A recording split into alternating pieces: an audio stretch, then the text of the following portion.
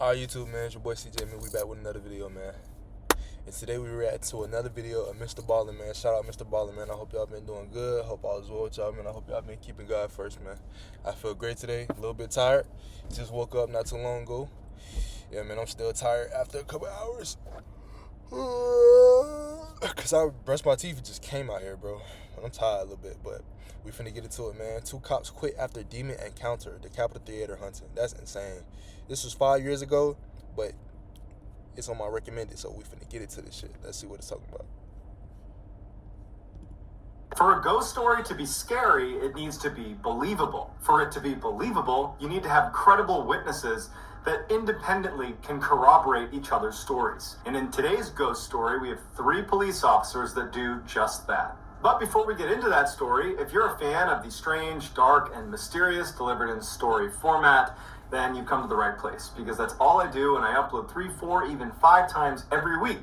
So if that's of interest to you, then please put the like button's feet into cement and then throw it into the ocean. Also subscribe to this channel and turn on all notifications so you don't miss any of my weekly uploads. All right, let's get into today's story.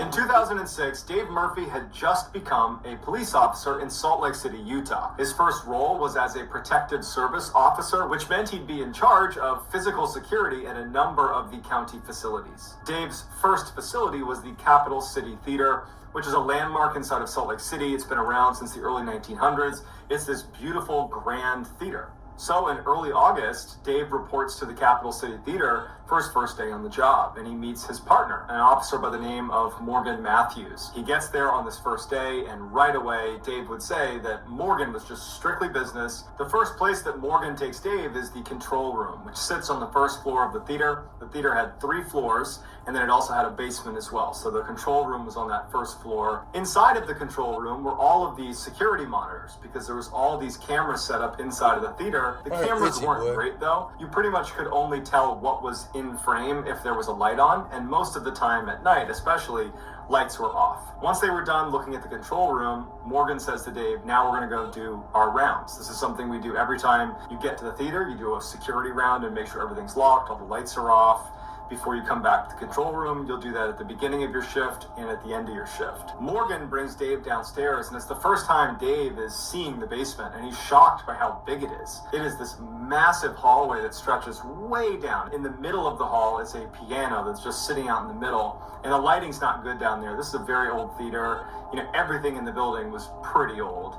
And Dave remembers thinking that he was immediately creeped out by this scene, this long hallway with all these doors and this piano right in the middle of the hallway. And he's thinking to himself, I don't want to spend much time down here. This is so creepy. But they go down the hall, they check all the doors, they make their way up to the main floor, the second floor, the third floor, everything gets checked. And so after they do this security round, Dave and Morgan go back to the control room, and Dave is anticipating getting to know Morgan a little bit. This is their first night, they're going to be working together a lot, and Dave would say that Morgan just seemed really cold and just did not want to talk to Dave very much.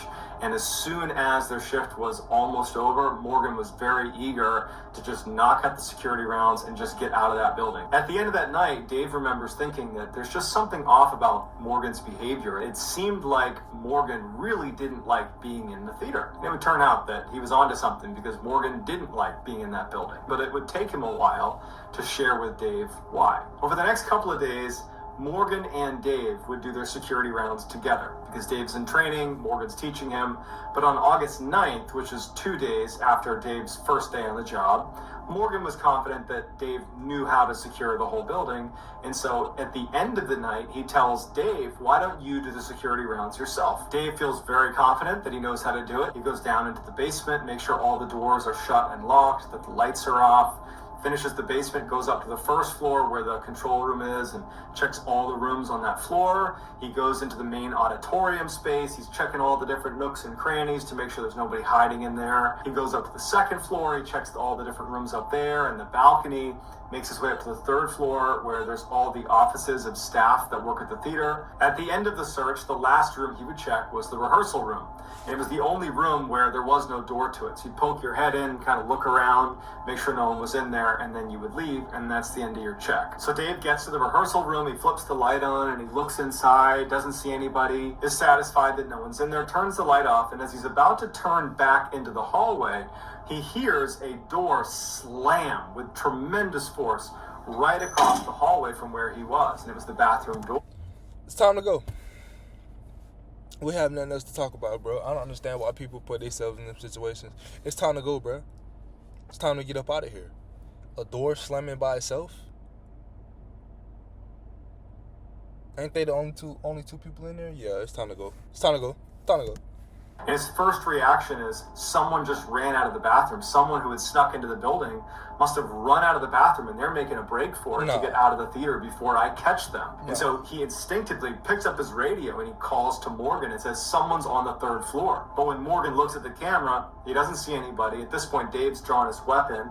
He's looking down the hall. He doesn't see anybody. And as he's waiting for Morgan to come upstairs to back him up so they can go look for this person that's just ran down the hall, he realizes two things. One, just because he heard the door slam doesn't mean they left and slammed it. They could be in the bathroom. And so he's thinking to himself, someone could be in the bathroom right now. Maybe that's why we didn't see him on the camera. And then the second thing he thought of is that door, the bathroom door, can't slam. It's got this huge hydraulic hinge to it. It can't slam. So his gun is drawn and he's aiming it at the bathroom door right as Morgan comes up on his right. That's enough information to get the hell up out of there. What are we doing? Like, these folks, bro, the police officers, I understand that we're men. I'm a police officer, so I'm supposed to think about it. I'm supposed to be like, it's criminal, it's a criminal. Nah, bro. I'm a human being before I'm a police officer, bro. That's crazy.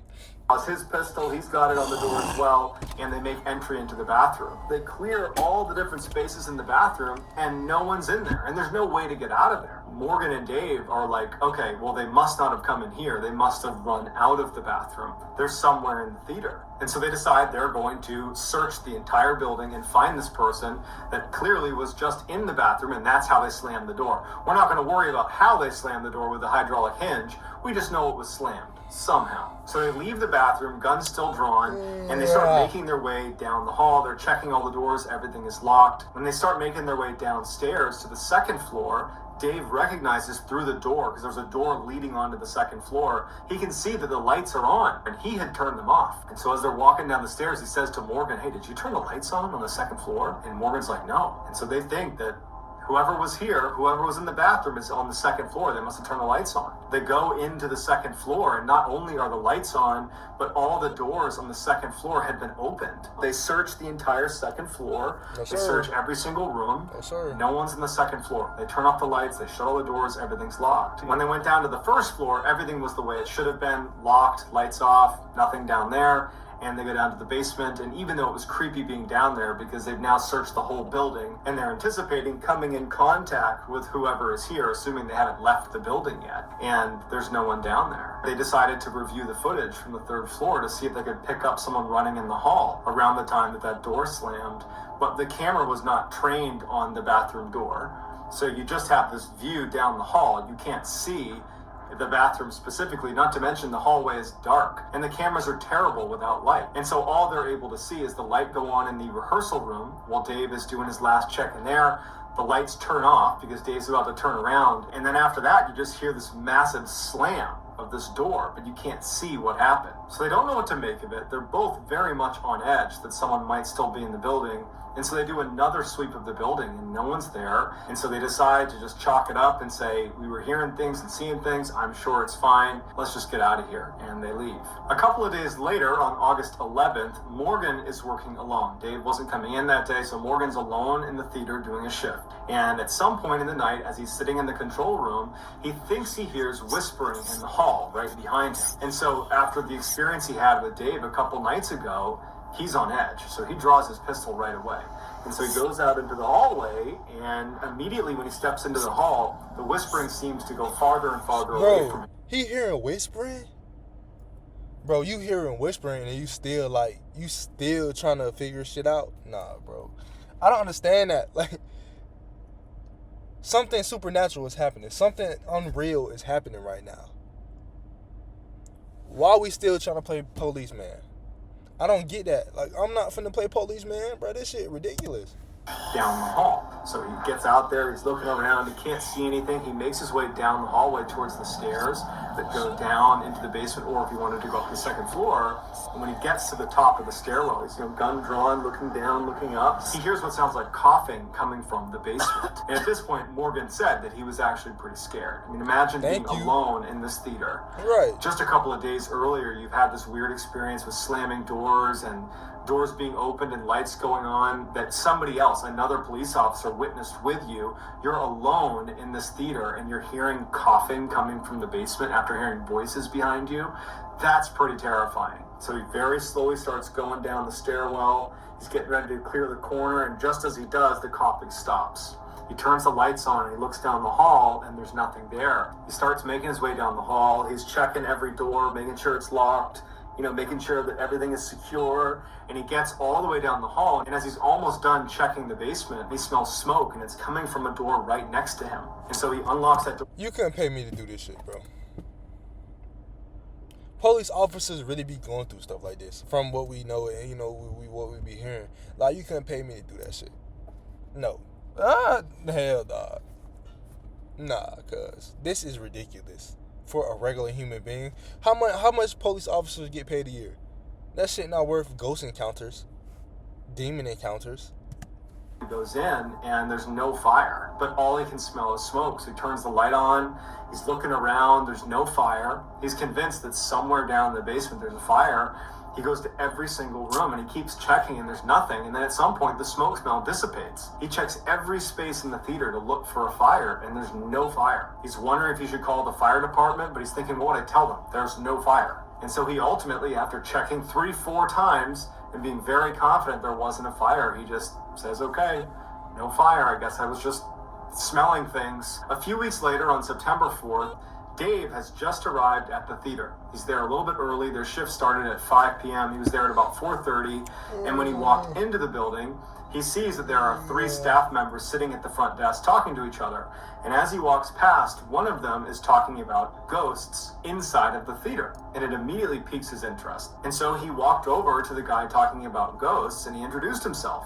And it turned out that this guy was a man named Blair Fuller, who was a senior accountant at the theater. And so Dave asked Blair, what are you talking about with ghosts in the theater? Because I provide physical security here, and I've seen some strange things here. I'd just love to hear what you have to say about it. So they head up to the 3rd floor where it's real. Leave. Blair's office was, and they sit down, and Blair says, okay, I got a doozy for you. This happened to me a couple years ago. I was actually in this office. It was about 10 o'clock at night. I was doing some work, and I heard the elevator kick on. Now, the elevator was right outside of his office, and anytime it was on, the engine was really loud. It was really obvious if the elevator was moving around. And so he's doing his accounting work, and he hears that engine kick on. He doesn't think much of it, but then it clicks that he's the only one in the building. And so he kind of looks out the glass window of his office. He had a closed-door office with 2 windows looking out into the foyer where there's this elevator, and he looks out, and he can see that the little lights above the elevator showing what floor it's on have lit up, and it's going up. So the elevator was in the basement, and now it's in the 1st floor, the 2nd floor, 3rd floor. The door's open, and there's no one there. And at this point, Blair says that he wasn't concerned. He figured, okay, maybe there's some maintenance, maybe it's scheduled to do that, who knows. But after a little while, the alarm goes off in the elevator to signify that something is obstructing the door from shutting. And he's looking out the window, and he hears this alarm, this ringing sound going off, but the door isn't shutting. And he's like, there's nothing obstructing the door. Why isn't it shutting? And so he leaves his office, and he kind of walks over to the elevator, and he walks into the elevator. And he said immediately he felt this massive drop in temperature inside of the elevator. And as he's standing there, he turns around. Now he's looking back towards his office inside of the elevator. The doors start to shut. And for whatever reason, he said, I didn't get off. I just decided to ride this elevator. The basement button lights up as if someone had pressed basement. And they start going down. And he's sitting there thinking, what in the world is going on? It was just on an alarm because the door wasn't shutting. And the man said he didn't get off the elevator. He did not try to save his life. miraculously, when I go inside of it, it suddenly works again, and it's going to the basement. So he goes to the basement, the door opens, there's no one there. He steps out, and Blair says that it took all of his courage to yell out, "Hey, is anyone down here?" And as soon as he did, and he didn't hear a response, he said he didn't want to make any more sound. The elevator sat in the middle of the hall in the basement. It's that huge hall with that piano sitting right in the middle. The lights are off. And he pokes his head down one way. There's nothing down there. He sees the piano barely from the light of the elevator. And he looks down the other way. There's no one there. And at this point, he's just so spooked. He just gets back in the elevator and he hits floor 3, floor 3, floor 3. And he's hitting like door close, door close, door close. The door closes and he goes back up to his office. He goes into his office and he shuts the door and he sits down and he's thinking like, what was that? Why did that just happen? I got to find out if they're running maintenance or something. And as he's sitting in his chair thinking about this strange experience, he hears what sounds like banging sounds coming from outside of his office in that foyer near the elevator. He just goes to his door and he opens it up and he pokes his... That shit made me mad. Like, that's what blew me about human beings. Like, they will experience some shit and still think a human is up to... No, bro, it's some supernatural shit happening to you right now. That's what it is. So wrap your mind around that shit and try to get the hell on. You know what I'm saying? Try to survive. Try to get out with your life. Quit the job. There's no humans here. You're the only human inside. Just you. There ain't no malfunction, no system malfunction. It's not always that. Sometimes, yeah, bro, it's a conspiracy theory. Sometimes, yes. The foyer, and he looks to the side and there's this big filing cabinet and all of the cabinets are out. They've all been pulled out. He certainly didn't do this. And it was as if someone was one by one pushing each of them shut. These big, heavy cabinets. And he's watching us one by one. These things are slamming shut. One by one until the whole thing is shut. And so he goes over and he's like trying to disprove what he just saw. That he can open up a drawer and that it will shut on its own. But none of them shut on their own. You have to shut it. Something has to shut it for it to shut. Right. So he packed up for the day and left and did not work another night shift at the theater. Later that night, Dave would share Blair's story with Morgan. He wasn't really sure how Morgan was going to react, but Morgan actually would open up. And he would say, you know, before you started working here, I always felt like I was being watched when I was here. And then we had that experience, obviously, where the lights are coming on and you heard that banging from that bathroom door. And then just a few days ago, I heard voices coming from the hall, and I heard someone coughing in the basement, and I smelled smoke, and there was no one there. And so they start going back and forth, exchanging stories of just how uncomfortable this place made them feel. And so they're wondering what they should do about this, and Dave has this idea. He's like, my best friend, I'll invite him to come over here one night, and we'll tell him that we're giving him a tour of the building, and we'll just see what he says. We'll see if he reacts to anything here. Who knows? You know, maybe something strange will happen and then we'll have another person validate it. Morgan thinks that's a good idea, and so Dave reaches out to his best friend, Greg. Greg would say that he was a little bit surprised to be getting this offer to come take a tour of the theater, but he was interested, and since Dave was asking, he figured he would oblige him, and so Greg agrees to come to the theater and take a tour. So the next day, Dave and Morgan are at the theater, and Greg shows up, and so they start this tour. They go in the main auditorium, they're looking around, and then they make their way into the basement. Morgan turns on the light, and Morgan and Dave instantly see a little ways down the hall on the left, one of the doors has been opened. And so Dave and Morgan push Greg out of the way. They draw their pistols, and they're aimed at the open door. And so Greg just stays behind them as Morgan and Dave... They're gonna shoot a ghost. They're gonna shoot a demon, y'all. They finna shoot some physical bullets at a non-physical thing, you know? Make their way down to this open door. And when they get right outside the door and they're about to push it open to go inside, the door slams shut. Yeah, right in front of Greg and y'all Dave not doing nothing to that demon. And they all are looking at each other like, what's going on? But before they can do anything, the door handle starts rattling really aggressively. After the rattling stops, Dave and Morgan look at each other and they nod their head like, we gotta go in there. Greg is scared about being out in the hall alone, and so he just follows them in. And so the three of them go into this room. Dave and Morgan are, pistols drawn. It's a small room. There's no one in there. Light switch on, no one in there. Greg suddenly gasps, and he points to the corner, and he says, someone's sitting in the corner. And Dave and Morgan immediately train their guns on what's in the corner, but no one's there. And Greg's like, I just saw someone sitting in the corner. It looked like he had a hood on, he had a sweatshirt on, I don't know, but he was right there. And so Dave and Morgan, they're freaked out because they brought Greg here on some level to disprove that's insane. The strangeness. And now the three of them have seen a door slam that shouldn't have been open in the first place. Because he said somebody Greg's sitting claiming down, to but have they was seen standing a up in that figure picture. sitting in the corner. This scared the crap out of all three of them.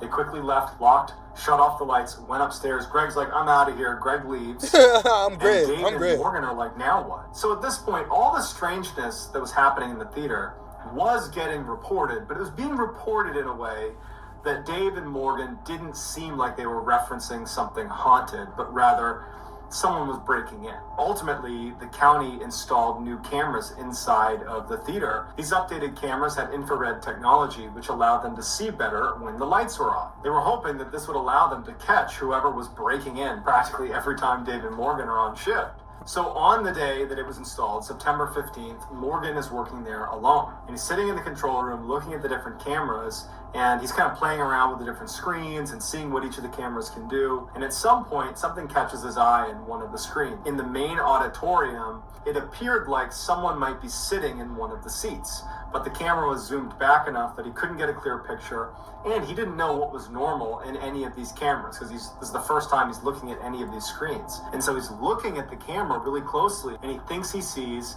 someone, he can't really tell, that has a hood on or a shroud on that's just sitting in the middle of the theater. And it starts turning its head like this.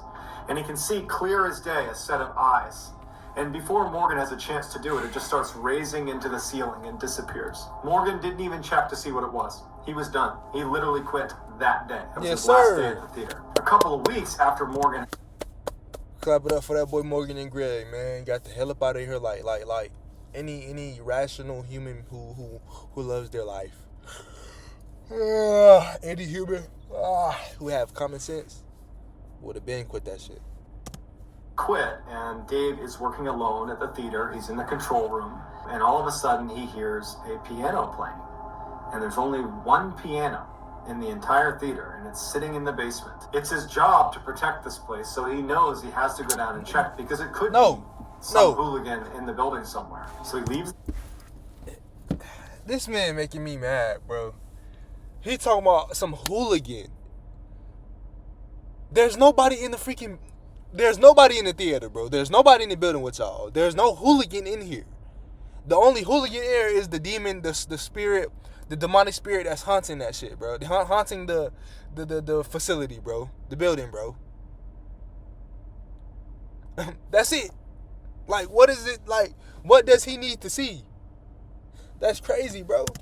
Room, and as he starts walking over to the stairs with his gun drawn, the music is getting louder and louder, the piano is getting louder and louder and louder. He makes his way down the steps, and as he's about to turn the corner, he hears the guard that protects the keys on the piano slam shut, and the piano stops. Then he turns around the corner and he looks, and there's no one down there. He flips on the light.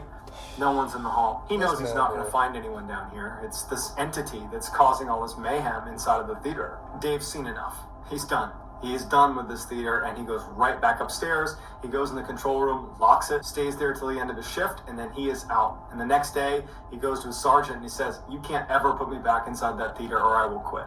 And so sure enough, he was transferred. Over the next 2 months, they didn't have anyone who could do full-time security at the theater. So different random officers would be there for a couple hours, a couple of days a week, until November 26th. They found another officer, a veteran police officer named Josh Thomas, who was going to be working at the theater full-time. On November 26th, the first night that Josh Thomas was going to be there, he didn't have anyone to turn over with, so he was just alone at the theater. And it just so happens that Dave is in a patrol car near the theater. And when at some point in the night, Josh comes over the radio and says, "Hey, I need backup right now. Someone has broken into the theater." Dave knows that it's probably not someone breaking in. He knows what's going on inside that theater. He was the closest to it, and even though he did not want to go, he felt like it was his responsibility to go to that theater and be Josh's backup. And if it was what Dave thought it would be, this entity in the theater, that he would be able to explain to him what he had seen before he ultimately decided never to go back. And when Dave gets to the theater, there's this back door that they would go into, and he sees Josh is standing just outside the theater. And Dave would say that Josh's eyes were, like saucers. officers. He looked terrified. And so Dave has an inkling of what's going on, and he goes over to Josh and he's like, what's going on? Is someone still in there? He said that he had been doing security rounds and he had heard what sounded like voices when he was in the basement, and he didn't think much of it. He checked all the rooms, everything was shut.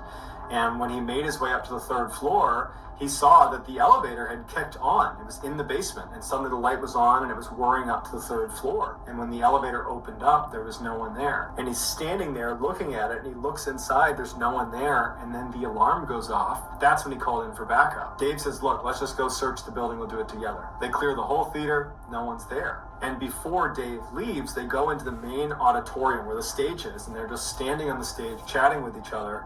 And Dave, his back is to where the audience would be.